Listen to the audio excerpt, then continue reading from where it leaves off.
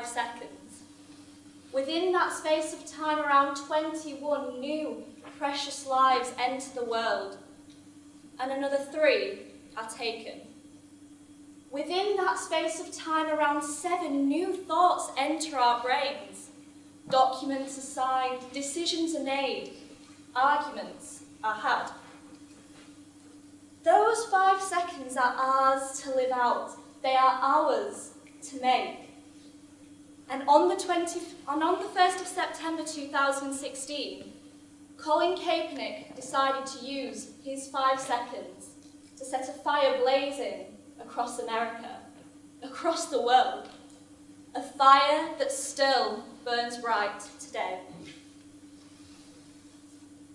When the American national anthem began to hum through the stadium before the final pre-season game of the San Francisco 49ers, the stadium looked no different. A sea of standing men and women, a proud smile adorning their jaded faces. But one man stood out amongst them all. Quarterback Colin Kaepernick chose to kneel in solidarity for the fallen victims of police brutality in America. He immediately lost his job. Those proud, smiling faces were engulfed by a look of horror, shock.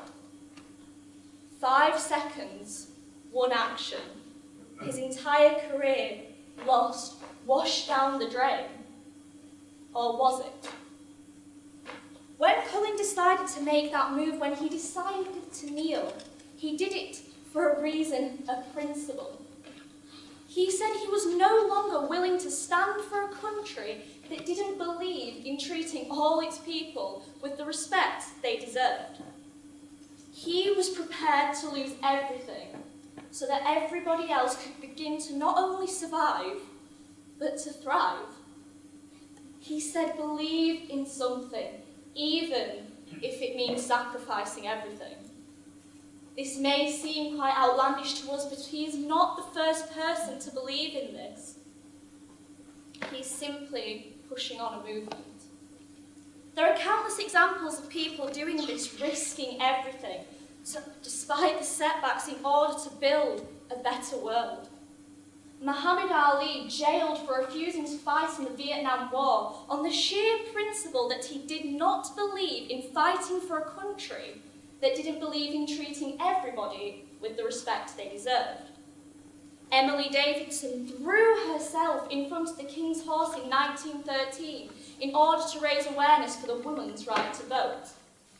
John Carlos and Tommie Smith, expelled from the Olympic Games, from the sport they loved, because they chose to raise the Black Power fist in the 1968 Olympic Games.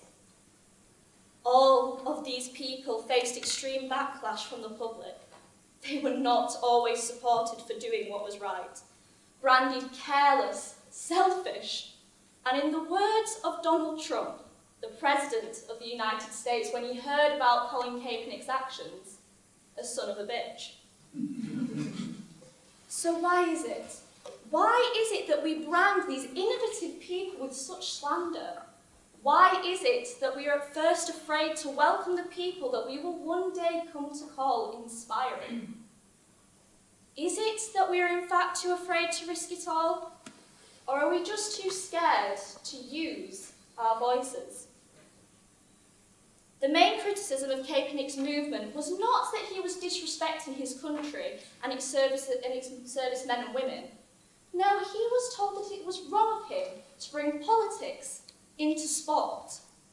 However, in my opinion, all Kaepernick was doing was bringing a subject that was and is still being ignored by the current American government and pushing it to the forefront of the world's media in the only way he knew how to, through the sport he loved.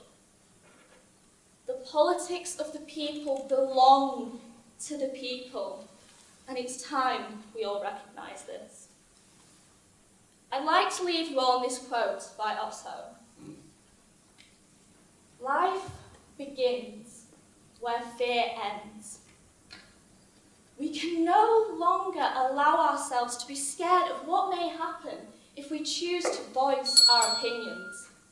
We can no longer allow the fear of rejection to scare our beliefs into the dark corners we were once forced to keep them in. We can no longer allow ourselves to go on like this.